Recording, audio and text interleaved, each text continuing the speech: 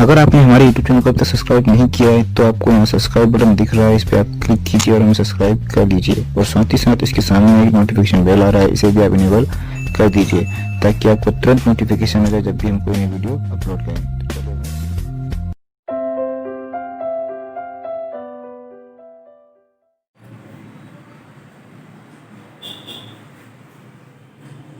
Hello बच्चों, welcome to गर्गाइजेशन PSC academy.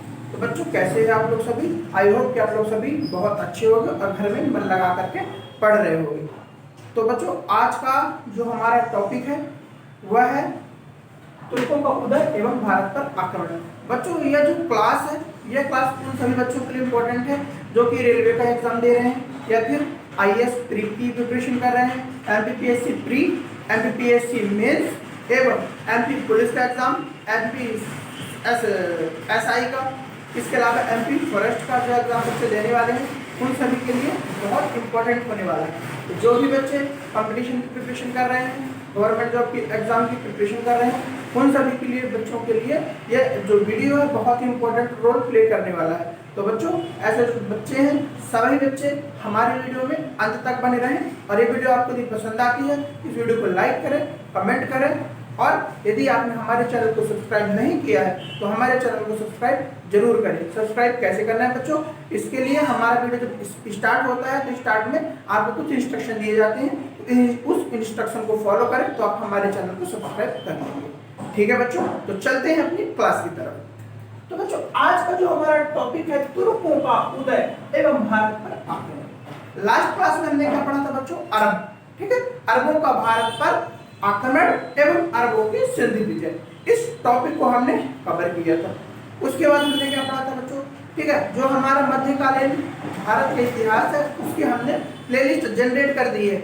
जो बच्चे यदि मध्यकालीन भारत का इतिहास स्टार्टिंग से पढ़ना चाहते हैं तो सबसे पहले आप हमारे गर्गाइजेशन पीएससी अकेडमी का यूट्यूब चैनल है, वहां पर जाइए और वहां पर जाकर के बच्चों एक प्लेलिस्ट बनी हुई है मध्यकालीन भारत का इतिहास, उसको क्लिक करिए। उसमें सबसे पहले आपका आएगा इस्लाम धर्म, उसके बाद मुसलमानों के कर्तव्य, फिर अरबों की सिंधु विजय, इसके बाद हमारा नेक्स्ट टॉपिक है ये तुर्कों का उदय एवं भारत पर आक्रमण। यानी कि ये हमारे मध्यकालीन भारत की आज की चौथी क्लास है जो कि बहुत इंपॉर्टेंट है।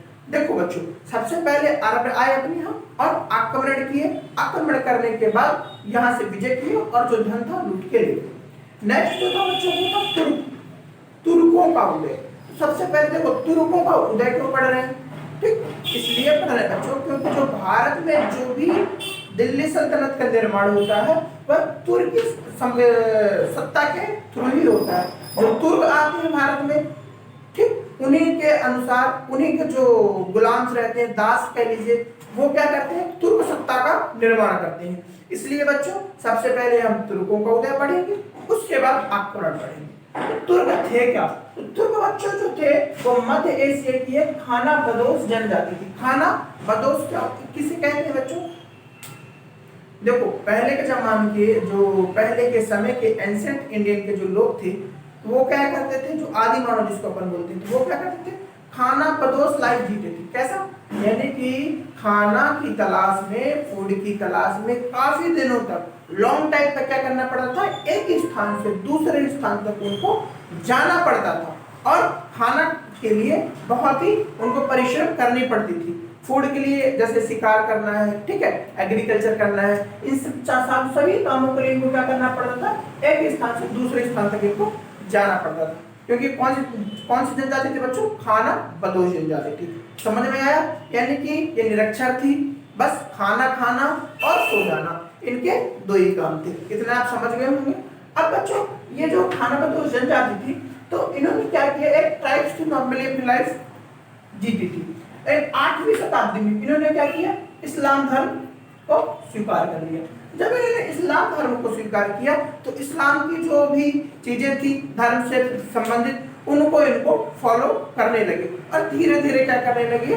सुशिक्षित होने लगे और अपने आप को धीरे धीरे क्या करने लगे? एक बृहद आकार में ढालने लगे। ये जो बच्चों सबसे पहले इनका काम था, जो अब्बासी खलीफा थे, ठीक है, पहले क्या थे? तो जनजाति थी तो नॉर्मल अपनी जिंदगी जीते थे, खाते थे, पीते थे, जो खाने की तलाश में एक स्थान से दूसरे स्थान तक जाते थे। नेक्स्ट जब बच्चों ये अब्बासी खलीफाओं के समय ये लोग जो क्या करने लगे, जब इन्होंने इस्लाम धर्म स्वीकार कर लिया, इस्लाम में विलीन हो गए, तो ये क्या करने लगे, अब्बासी खलीफाओं के समय ये लोग महल रक्षक और पेशेवर सैनिक के रूप में यहाँ पर अपनी सेवा देने लगे। महल रक्षक यानी कि क्या करता था, इनका काम क्या रहना था, इनका काम रहता था बच्चों की महल की रक्षा करना, ठीक है, सारे जो महल जो रहता था तो महल की रक्षा करना। इसके अलावा महल के जो भी काम थे, ऐसे काम जिसमें जो एनर्जी ज्यादा वेस्ट हो, जैसे सैनिक हो गया, ठीक है, तो सेना के पद पर, इसके अलावा महल की रक्षा करना, अस्त्र शस्त्र निर्माण के जो उद्योग रहते थे उन पर अपनी सेवा देना, इनके महत्वपूर्ण कार्य होने लगे। धीरे धीरे क्या करने लगे ये लोग जो थे, ये लोग क्या करने लगे बच्चों, राजपाट में क्या करने लगे, अपना सहयोग देने लगे। यदि आपने बच्चों पद्मावत एक मूवी है तो उसको आपने देखा होगा, तो जो स्टार्ट जो मूवी का स्टार्ट होती है तो वहीं पर क्या होते हैं, जो राजा मुराद जी जो है उन्होंने जलालुद्दीन खिलजी की भूमिका निभाई है उसमें, तो वो क्या कर रहे होते हैं, मांस का टुकड़ा खा रहे होते हैं और सोते रहते हैं। तो उनसे जो वहाँ के उनके लोग रहते हैं तो बोलते हैं कि अच्छा सुल्तान का मान जो है हमारे सरदार का मानना है, एक कबीले के रूप में थे, कबीले के मुख्य को सरदार कहते थे, तो बोले सरदार को दिल्ली जाना है। तो जो बाजू में लोग चर्चा कर रहे होते बोले अच्छा सरदार अब दिल्ली के सुल्तान बनना चाहते हैं। तब उनसे क्वेश्चन किया जाता है, तो तब जलालुद्दीन जो खिलजी रहता है अचानक से झटके से उठता है और कहता है अच्छा कब तक हम अपनी सल्तनत की हिफाजत करते रहें, कब तक, अब तो हम दिल्ली का तख्त चाहते हैं। सीधे मतलब उनकी आप मंशा देखिए, पहले क्या थे, खानाबदोश जनजाति थी, 8वीं में उन्होंने मुस्लिम धर्म को, इस्लाम धर्म को स्वीकार किया और आने वाले जैसे अब्बासी खलीफाओं के यहाँ महल रक्षक और पेशेवर सैनिक के रूप में सेवा देने लगे। और उसके बाद उनकी जो चाह थी, उनकी चाह क्या थी कि वहां पर जाकर के वो सुल्तान बने और सुल्तान बन के पूरा कारोबार संभाले, यहाँ तक वो लोग पहुंच गए थे। ठीक है बच्चों, समझ में आया, यहाँ इनकी उदय की कहानी थी। अब वंश की बात करते हैं, वंश कैसे बनवा, तो इराक और ईरान में एक वंश उत्पन्न हुआ जिसको बोलते हैं समानिद वंश। कौन सा वंश, समानिद वंश, याद रखना, बहुत बार क्वेश्चन पूछता है कि जो तुर्क का प्रारंभिक वंश था तो कौन सा था, वह था समानिद वंश। समानिद वंश में जो बच्चों पहला जो शासक था उसका नाम था अल्पतगीर। पहला शासक कौन था बच्चों, वो था, पहला था अल्पतगीर। अल्पतगीर ने क्या करी, इस शासन की नींव रखी और इसका क्या किया, प्रचार प्रसार किया और ये नई बुलंदियों तक अपने शासन को पहुंचाया। नेक्स्ट आता है बच्चों, इसका जो बेटा होता है वो होता है सुबुक्तगीर। इसका बेटा होता है सुबुक्तगीर क्या करता है, अपने राज्य को परचम लहराता है, अच्छा राजा रहता है। इसके बाद इसके दो पुत्र होते हैं, एक होते हैं अब्दुल कासिम महमूद और दूसरा होता है इस्माइल। ये दोनों क्या होते हैं, बराबर रहते हैं, बराबर के पराक्रमी दोनों रहते हैं। तो क्या होता है इन दोनों के दोनों में क्या होता है, उत्तराधिकार का युद्ध छिड़ जाता है। अब जब उत्तराधिकार का युद्ध छिड़ जाएगा, दोनों में लड़ाई होगी और जो विजय होगा तो वही क्या बनेगा, सुल्तान बनेगा। एक बात याद रखना बच्चों, जो हम तुर्क साम्राज्य जितना भी पढ़ेंगे तो उसमें एक ही बात चलती है कि जिसकी तलवार पर जोर होगा सत्ता भी उसी के पास है और सत्ता को चलाएगा भी वही। ठीक है, लेकिन इसके बाद जब मुगल वंश आता है, मुगल वंश में क्या रहता है, मुगल वंश में क्या होता है, धीरे धीरे क्या होता है, शासन सत्ता वंशानुगत होती चली जाती है। अकबर का बेटा जहांगीर बेटा शाहजहां का औरंगजेब, तो ये क्या चलती है, इसमें क्या होता है, वंशानुगत शासन चलने लगता है। हाँ, उत्तर मुगल में अपन थोड़ा सा देख सकते हैं, वहां पर थोड़ा सा होता है उत्तराधिकार के लिए युद्ध, लेकिन हम सल्तनत कालीन में तो यही देखते हैं। आप यदि खिलजी वंश देखें तो खिलजी वंश में क्या होता है, अलाउद्दीन खिलजी क्या करता है, अपने चाचा को मार के गद्दी पे बैठता है। यानी कि जो भी ज्यादा ताकतवर होगा वह बहुत ही अच्छी तरीके से शासन करेगा। ये बात आप बिल्कुल डिक्लेयर कर लीजिए अपने दिमाग में, ठीक है। तुर्क में तो अब इन दोनों के बीच में जब युद्ध होता है बच्चों, तो जीतता विजय किसकी होती है, अब्दुल कासिम महमूद की। इसी का बच्चों नाम था महमूद गजनबी।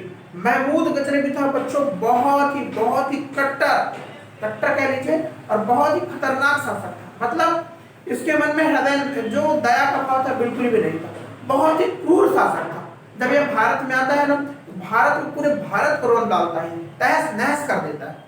ठीक, हमारे यहाँ पे कौन करता है, अब्दुल कासिम महमूद गजनबी। अब देखो क्या था बच्चों, यहाँ पे क्या था, गौर था, ठीक है, गौर वंश था, यहाँ पे गजनी थी, यहाँ पे पेशावर था, ठीक, यहाँ पे मुल्तान था।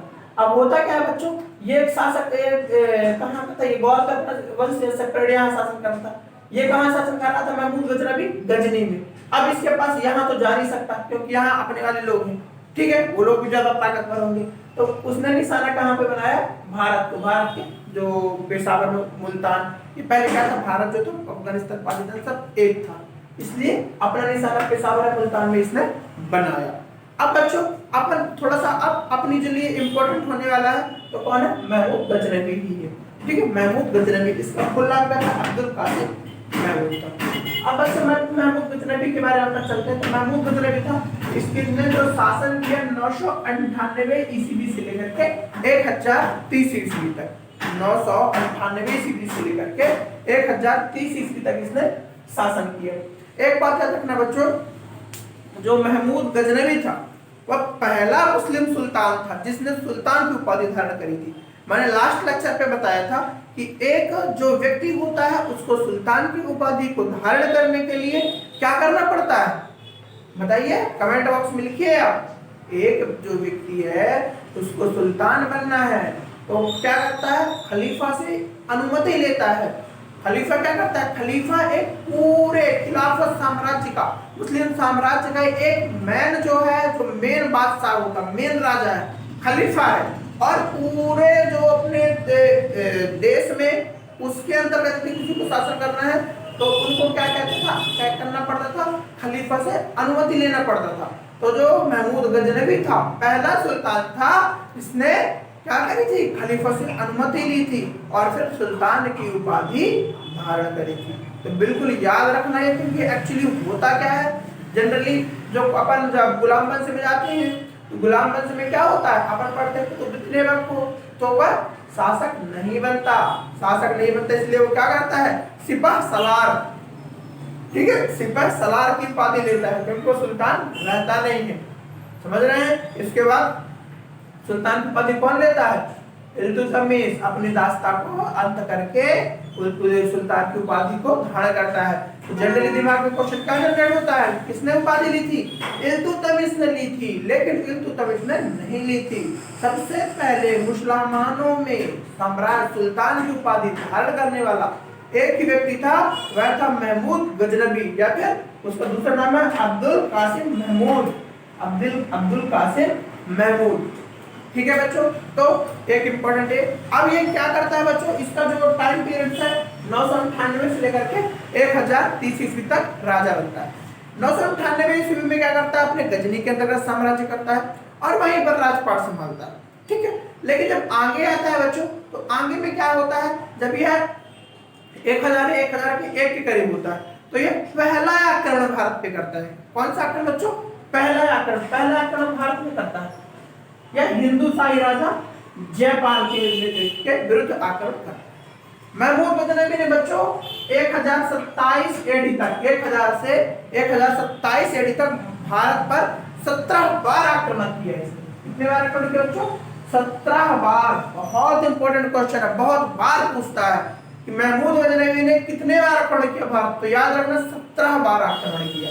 पहला आक्रमण इसका कब था, 1000 से 1001 एडी में। इसमें कौन था बच्चों, हिंदू शाही वंश का राजा जो था जयपाल था, हिंदू शाही वंश का राजा जयपाल था। तो जयपाल क्या करता है, यहाँ पर जब इसने ये आक्रमण करता है तो ये बहुत ही ज्यादा इसको अपमान महसूस होता है क्योंकि इसको हिंदू शाही वंश के राजा जो जयपाल था, इसको 2 से 3 बार इसको पराजित किया जाता है, ठीक है।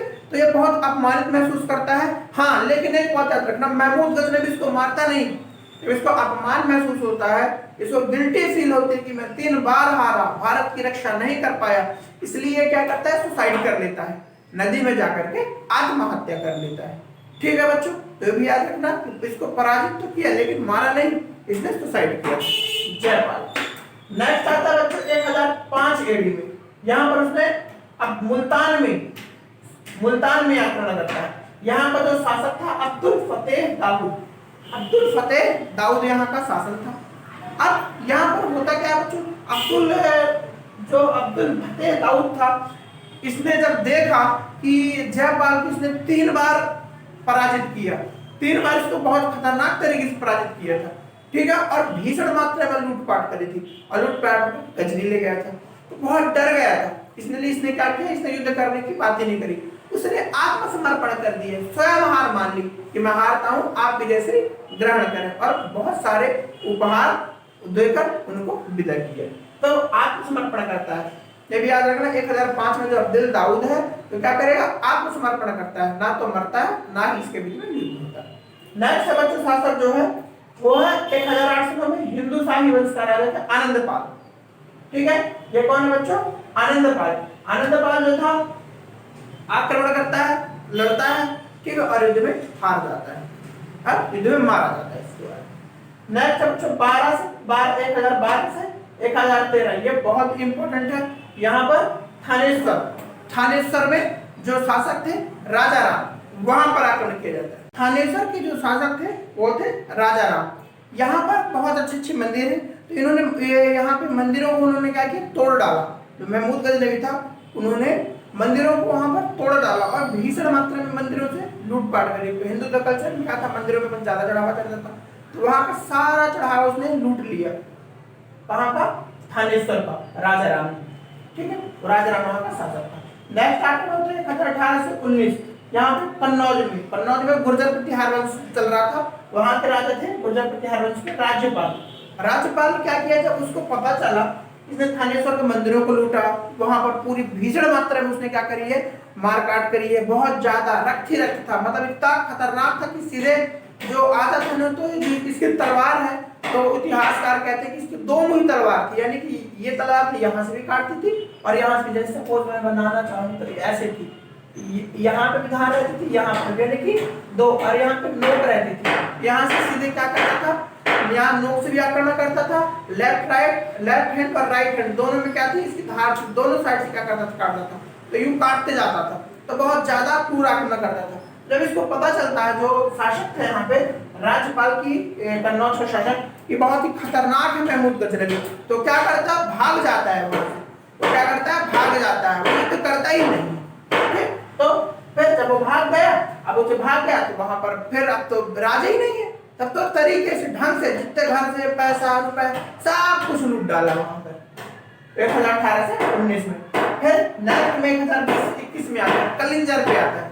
कलिंजर को किला को उसने विजित नहीं कर पाया, लेकिन जो कलिंजर के शासक थे विद्याधर जी, तो उनको लगा कि भैया काहे को ज्यादा उसको पंगा लूटता, तो भाई खतरनाक है, विजित भी नहीं कर पाया, तो बोले काम करो, आप तो मत लड़ो, हमसे आप कुछ उपहार ले लो और शांतिपूर्वक यहाँ से चले जाओ। उन्होंने ऐसा कहा, तो उन्होंने शांतिपूर्वक उपहार लिए और वहां से कलिंगर से चले गए, ठीक है। इसके बाद आता है नेक्स्ट बहुत इंपॉर्टेंट 1024 से 1025 सोमनाथ, जो कि कहाँ स्थित है, गुजरात में। सोमनाथ मंदिर पे आक्रमण करता है। तो बच्चों जब सोमनाथ पे करता है, यहाँ जो कहते हैं 3 दिन तक भीषण युद्ध चला था, किसके साथ, भीम प्रथम के साथ, जो वहां का राजा। बहुत बार क्वेश्चन पूछता है सोमनाथ का आक्रमण कब हुआ, कौन राजा था, कैसे जीता गया, तो 3 दिन तक भीषण युद्ध चला, बहुत खतरनाक युद्ध चला, बहुत क्रूरता पूर्वक। और जब वो जीता है सोमनाथ को, तो बहुत ज्यादा पूरा मंदिर का जो खजाना था, हमारे देश को भारत को सोने की चिड़िया कहा जाता था, तो ये अधिकार हमारे देश से छीन लिया। पूरा सोना चांदी जो जेवर जवाहरात सब हीरे सब लूट करके पूरा ले गया। कहाँ ले गया, गजनी ले गया, और यहाँ से चला गया। अब बच्चों 1020 से 1024 से 1025 जो कि सोमनाथ। तो इस प्रकार जो यह राजा था, ये जो महमूद गजनवी था, 1025 तक बहुत ज्यादा मात्रा में लूट लिया। अब इसका जो अंतिम आक्रमण है, यानी कि 17वां आक्रमण, मैंने क्या कहा, इसने 17 बार आक्रमण किया, तो इसका जो अंतिम आक्रमण था, इसमें 1027 ईस्वी में हुआ, ठीक है बच्चों। कब हुआ इसका, 1027। अब इसमें इसका उद्देश्य क्या था, इसका उद्देश्य यह था, एक्चुअली हुआ क्या था, जब ये सोमनाथ के मंदिर को लूट करके जा रहा था वापस, तो वहां पर जो कुछ जाट थी, तो इसके मार्ग को इन्होंने अवरुद्ध कर दिया था, रोक लिया था। बोला कैसे जा पाएगा तू, देखते हैं हम तेरे को। और वहां पे इसको बहुत ज्यादा परेशान किया था। ठीक है, तो उसने क्या किया, 1027 में वापस उनको दंड देने के उद्देश्य से कि मैं इतना बड़ा शासक, तुम लोग मेरे को परेशान करोगे, मैं तो तुमको परेशान कर दूंगा। तो वापस आता है और बहुत खतरनाक तरीके से उनको पराजित करता है और इस प्रकार से वह वापस चला जाता है। इसके बाद वापस नहीं आया। तो 1027 ईस्वी में क्या था इसका अंतिम। ठीक है बच्चों, समझ में आया। जितने भी फैक्ट मैंने यहाँ पर लिखे हैं बोर्ड में और जितने भी फैक्ट मैंने मुंह से बोले हैं सारे इंपॉर्टेंट हैं। यदि आपका तुर्क आक्रमण से कोई क्वेश्चन बनता है तो इससे बाहर कोई नहीं होने वाला। महमूद गजनवी, आज यदि आप ये वीडियो 4 बार देखते हैं तो आपसे कभी भी महमूद गजनवी का क्वेश्चन गलत नहीं हुआ। अब ये रही ब्रीफ की बात। अब थोड़ा सा मेंस की बात करते हैं। मेंस में क्या होता है बच्चों, मेंस में ये है कि सीधे क्वेश्चन पूछता भारत पर तुर्क आक्रमण का उद्देश्य क्या था। ठीक, तो ये बिल्कुल याद रखना, कोई दुश्मनी नहीं थी अपनी, ना तो अपन ने कोई पंगा लिया था। मेन इसका जो उद्देश्य था लूटपाट करना, भारत की जो अपार संपत्ति है उस संपत्ति को लूट कर अपने देश ले जाना और अपने देश को अच्छा अमीर देश बना देना, यह उनका उद्देश्य था। ठीक है बच्चों, तो उनका उद्देश्य मेन क्या था, भारत को लूटना और कुछ नहीं, बस भारत को लूटना अपना। क्योंकि देखो यदि उनका उद्देश्य साम्राज्य बनाना था रहता तो आते, जैसे हराते थे तो हराने के बाद क्या करते, वहां पर अपने उत्तराधिकारी बैठाते। जैसे मोहम्मद गौरी आता है, मोहम्मद गौरी क्या करता है, जहां भी जीतता है वहां एक अपना उत्तराधिकारी छोड़ता है। ठीक है, यार क्या करो, अब यहाँ पर आप देखो। लेकिन महमूद गजनवी के अपन केस में देखते तो वो ऐसा नहीं करता, वो हराता है, मारता है, लूटता है, बस लूटो। कोई हार रहा है तो हार है, लूटो। कोई भाग रहा है तो भागे, लूटो। बस लूटना उसका मेन बेस था। लूटते जा रहा था और वो वापस गजनी चला जाता है। तो इसका मेन उद्देश्य क्या था बच्चों, लूटना। परिणाम में बात करें क्या हुआ, तो यहाँ पर थोड़ा सा अपने को तुर्कों के आक्रमण का प्रभाव पॉजिटिव में भी देख सकते हैं, नेगेटिव में क्या है, हमारे सारे मंदिर टूट गए, मंदिरों का सारा खजाना जो था खाली हो गया। अब पॉजिटिव में देखें तो क्या यहाँ पर तुर्की के जो उनका जो कल्चर था उस कल्चर का भारत में क्या हुआ, प्रवेश हुआ और उस कल्चर से भारत में काफी चीजें बदली। तो वो किसी भी चीज के लिए यार नेगेटिव पॉजिटिव दोनों इम्पैक्ट होते हैं। तो वैसे तुर्की सत्ता के भी नेगेटिव और पॉजिटिव दोनों इम्पैक्ट होते हैं यहाँ पर दिख रहे हैं। ठीक है बच्चों, तो मुझे नहीं लगता कि आज क्लास देखने के बाद आपका तुर्क का उदय एवं तुर्कों के आक्रमण में कोई क्वेश्चन गलत होने वाले है। फिर भी इतना मैंने आपको पढ़ाया, आपको यदि क्लियर हुआ हो, पसंद आया हो ये वीडियो, इस वीडियो को लाइक जरूर करें। और लाइक करने के बाद यदि आपको जो मन में जो भी डाउट हो रहा हो, अभी भी कुछ क्वेश्चन क्लियर नहीं हो रहे हो, तो आप कमेंट में मेंशन करें, हम आपको उन कमेंटों का आंसर जरूर देने की कोशिश करेंगे। और बच्चों, जो भी बच्चे भी अपने चैनल से जुड़े नहीं हैं, हमसे जुड़े नहीं हैं, तो हमारे वीडियो को आप लाइक जरूर करें, ठीक है, कमेंट करें और हमारे चैनल को सब्सक्राइब अवश्य कर दें। ठीक है, तो सब्सक्राइब करने में क्या होता है, जब भी हम वीडियो डालेंगे ना तो आपकी वीडियो मिस नहीं होगी, आपको तुरंत नोटिफिकेशन आएगा, आप देख लेंगे। इसलिए चैनल को सब्सक्राइब कर बेल आइकन को प्रेस करें। ठीक है बच्चों, तो मिलते हैं नेक्स्ट वीडियो में नए लेक्चर के साथ। तब तक घर में आप मन लगा कर ही पढ़िए। थैंक यू बच्चों।